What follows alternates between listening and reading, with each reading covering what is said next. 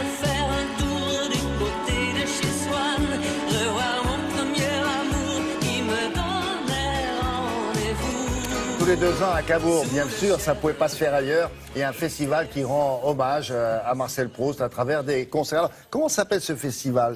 Alors ça s'appelle les Journées musicales Marcel Proust. Alors, pourquoi musical? Mais parce que Proust avait un amour absolu de la musique. Vous savez, d'abord, il avait un Jules, il avait un ami, un amant qui était Reynaldo Hahn, qui était un grand compositeur français. Marcel avait un Jules qui s'appelait Non, mais Reynaldo. oui, Enfin, c'est vrai. Non, mais là, mettons... c'est la cage aux folles. Il faut... mais non, mais c'est pas la cage aux folles.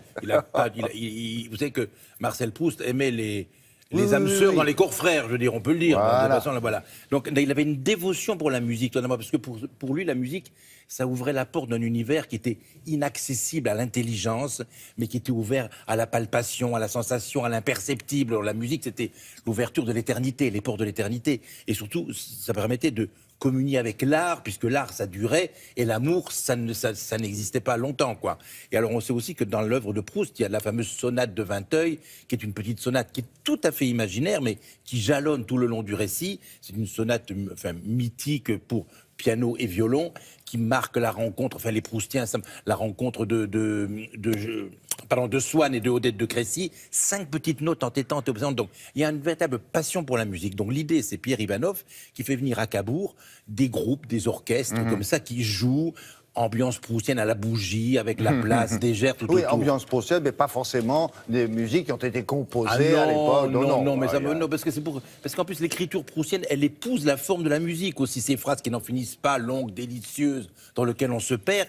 Et alors, cette année, ce qu'il y avait de formidable, j'ai trouvé, c'est que a été invité Annie Dupéret. Annie Dupéret, que cette chaîne adore, et sa famille formidable, mais qui est venue sans sa famille formidable. Et ce que nous avons fait donc pour Télématin, nous avons installé Annie Dupéret, qui est une actrice, moi personnellement, pour laquelle j'ai beaucoup de sympathie et de tendresse, qui lisait du Proust sur fond musical avec le quatuor Georges Sand.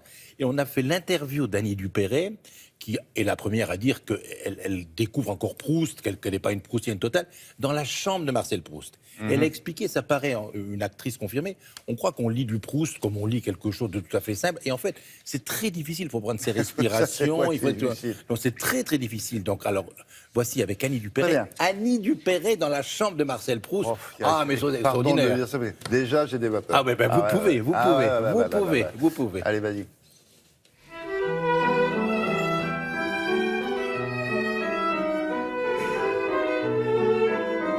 Il y a une magie quand on arrive ici. On pourrait être autant de Proust. Quand on est au Grand Hôtel, il y a tout de suite cette plage et la mer.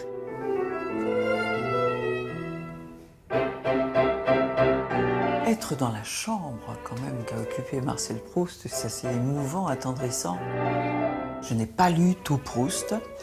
J'en ai lu des grandes bribes quand j'étais plus jeune. Et cette occasion de faire une lecture ici, au Grand Hôtel où il séjournait si souvent, a été une formidable occasion de m'y replonger. Comme un homme mal éveillé croit percevoir tout près de lui les bruits de son rêve qui s'enfuit. Je n'étais plus que cet être qui cherchait à se réfugier dans les bras de sa grand-mère, à effacer les traces de ses peines en lui donnant des baisers.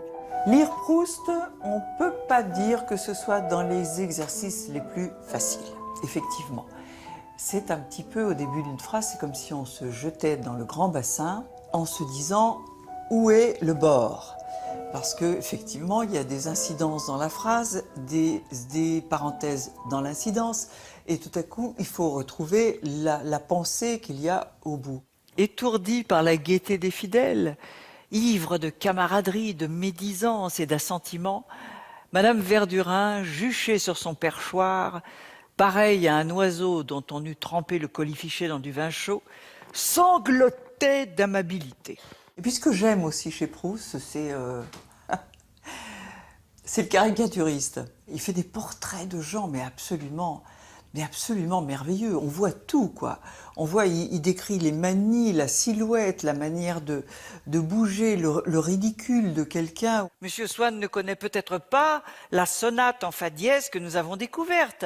Il va nous jouer l'arrangement pour piano. « Oh non, pas ma sonate !» cria Madame Verdurin. Proust était un mélomane absolument incroyable.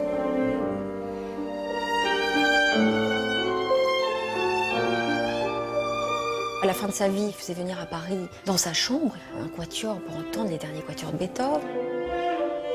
Cette soirée musicale est consacrée aux femmes qui ont entouré Proust, à sa vision des femmes, à sa manière d'aimer les femmes ou de les regarder.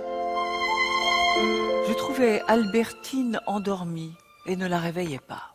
Étendue de la tête aux pieds sur mon lit, dans une attitude d'un naturel qu'on aurait pu inventer, je lui trouvais l'air d'une longue tige en fleurs qu'on aurait disposée là. Le festival, c'est une myriade de moments d'émotion avec beaucoup d'artistes, des expositions. C'est le plus bel hommage, je pense, que nous pouvons rendre à cet écrivain extraordinaire qui a, comme tout grand génie, changé notre vie. Voilà. C'est très rock'n'roll, hein. Ah non, mais c'est magnifique parce que Proust, au-delà du temps, au-delà de la réalité, alors tous ceux qui connaissent et qui aiment Proust, ils connaissent par cœur la petite sonate et tout, donc c'est pas eux que je veux convaincre, ils le savent, que c'est sublime et qu'on peut... Mais il faut avoir des lettres de noblesse proustiennes Mais pour non, rentrer. mais non, justement, vous êtes très sévère, vous, avec ceux qui non, ne pas sont ça, pas. non, mais ce que je voudrais simplement, c'est ce matin, si on fait quelque chose d'intelligent, c'est de dire au moins à ceux qui ne connaissent pas Proust, ou qui le regardent du bout un peu comme ça... Oh, il y a un bouquin qui vient de paraître, avec un Proust expurgé. Vous l'avez vu, ça? Ah non, pas du tout. Ben, on aurait pu C'est le incroyable, présenter, c'est une d'ailleurs. jeune femme qui a fait ça en disant je ne vais pas vous montrer tout Proust, mais je vais vous en montrer l'essentiel. Ouais, Non, bon.